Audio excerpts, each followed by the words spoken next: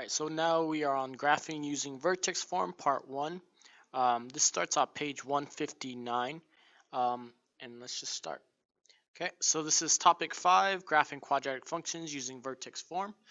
So very first thing we're going to talk about is the vertex form. We have to memorize this form. Okay, we have to memorize it. Okay, that form is f of x equals a parentheses x minus h parentheses squared plus k. So first thing you need to know, whatever number is h and whatever number is k, we use the vertex. That is the vertex. So again, whatever h is and whatever k is, that is the vertex. Okay? The coefficient a, so that's what it's saying is, whatever a is, if the graph, it will determine if the graph opens up or if it opens down. So it's going to open up if a is positive. So open up, it'll look like that. It's going to open down if a is what then? Well, if a is negative, my graph would open down. Okay, so negative is down, positive is up. Coefficient a, so whatever a is, again, is going to determine if it's stretched. So basically what that means is if it's a wide one or if it's compressed. Compressed means smaller. Okay, so if a is a large number, it's going to be wider. If a is a smaller number, if a is negative, okay, so if a is negative, that means it's going to be wider. If a is positive, it's going to be compressed. It's going to be smaller. Okay? So the smaller, basically what it's saying, the smaller the number, because negatives are small numbers, the smaller the negative, the wider my graph is. The bigger the number positive numbers, the skinnier or compressed my sections are. Okay? My parabola is. Alright, so let's talk about this. For example, function s of t equals negative 16 parentheses t minus 3 over 2 squared plus 136, where t is time in seconds, models the height of a ball in feet that is launched from a balcony of a residential building. So first off, determine and explain whether the graph of the function opens upward or downward. So in order to figure out if we're up or down, we need to look at what is my a in this problem. A in this problem is negative 16. Look up here. This is the formula again. So what's in the same place as a? That number is negative 16. All right. Now because that number is a negative, if we look back up here, it's going to open down if a is negative. So because a is negative, it's going to be downward. Okay? Easy, not difficult. Okay? Determine and interpret the coordinates of the vertex for the function. Now vertex is really easy to find in this formula. So again, that formula is s of t equals negative 16 t minus 3 over 2 squared plus 136. Okay? And like I said earlier, which hopefully we're not just writing these notes down, we're actually paying attention, h and k are the vertex. So whatever h is and whatever k is, that is my vertex. So these highlighted points are my vertex. So what's inside the parentheses? Well, 3 over 2. And what's in the k?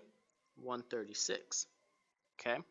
So if you look at my highlighted areas, if I look right here, h is in parentheses, k is outside of parentheses, negative 3 over 2 is inside parentheses, 136 is outside. So what is my vertex? Vertex is going to be 3 over 2, comma, 136. Okay? No real math, it's just looking at it and determining what this is. All right. Next, is the function vertically stretched or compressed? Meaning, is it going to be wide or is this going to be small and narrow? Okay, so is it stretched? Well, remember what I told you. If a is negative, it's going to be stretched. If a is a positive, it's going to be more compressed. So a is currently negative, so therefore it's going to be stretched. And there's your answer. Okay, so it's just memorizing what goes where, what everything is, identifying the specific areas. Okay, let's practice. Okay, given the function f of x equals x minus 3 squared plus 4, determine the following steps to graph f of x on the coordinate plane on the following page. So part A says use the a value to determine if the parabola should open upward or downward. So in this problem, so look at A. Well, A is usually supposed to be in this area, so I'll write down the formula again. It's f of x equals a parentheses x minus h squared plus k. Remember, we have to memorize that. Notice how there's no number in the front of my parentheses. Since there's no number, that number is really 1. Remember, in algebra, if there is no number in the front, it's always going to be 1. Okay, so is 1 a positive? Well, yeah, so my graph would open upwards. Because it's positive, it's going to open up. All right, let's move on. Part B, find and graph the vertex h of k and axis of symmetry. Okay, so remember what we said. The vertex is just going to be whatever h is and whatever k is. So according to this problem, h and 3 are in the same spot. K and 4 are in the same spot. So therefore, 3, 4 is the vertex. So far, no math. Okay.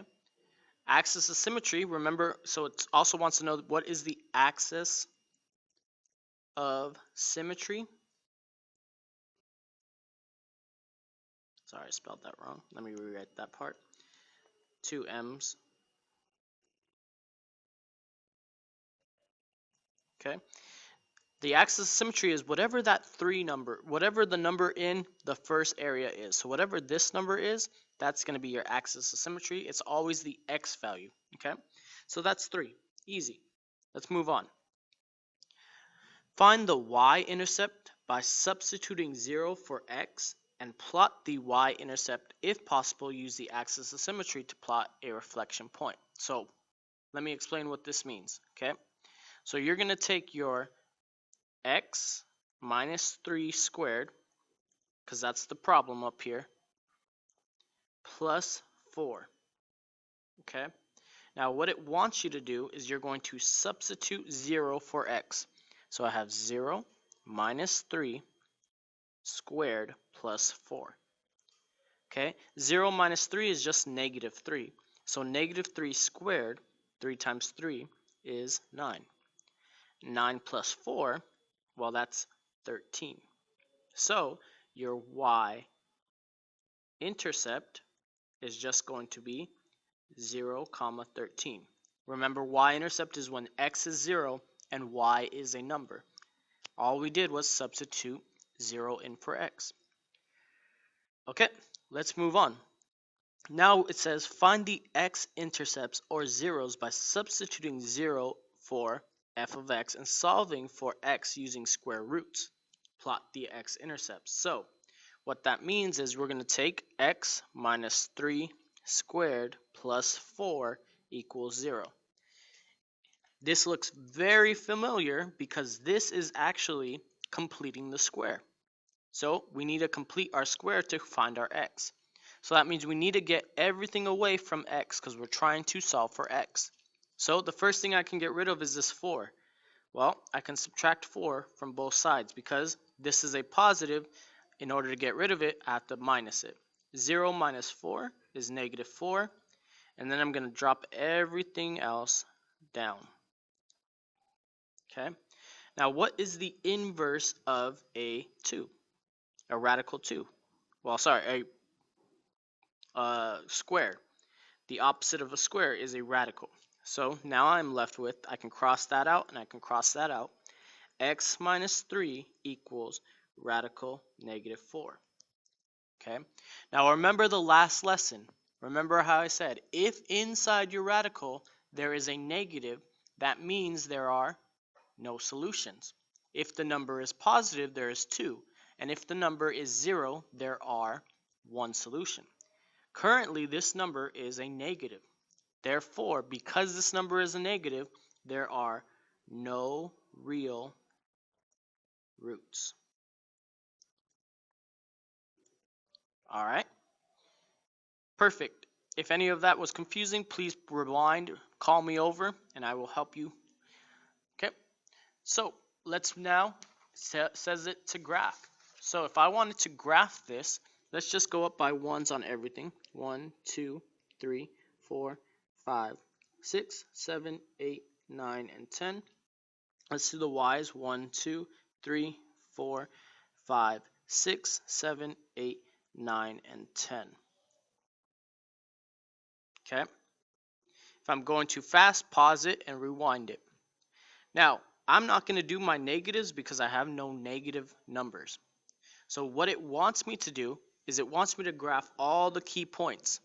So the first thing I would graph is my vertex. And that's at 3, 4. So if I look at my graph, 3 is here. 4, I got to go up to 4, and that point is right here. Okay, and that's my vertex.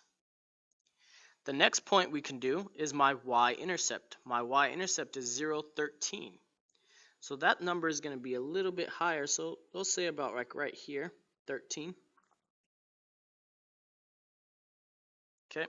Now there's no root, so there's nothing else I can do. Okay. That is it. So what I need to do is I need to connect my dot here. And now we know what a parabola looks like, so it's also going to go this way too. So from there, I have graphed my parabola. Okay. Now, you're going to try this on your own. You're doing the same exact thing that I just did. Remember, H is your axis of symmetry. K is the actual whole thing vertex. So H and K are the vertex. If A is positive, my graph is going to look like a smiley face. If A is negative, it's going to look like a frowny face. Okay.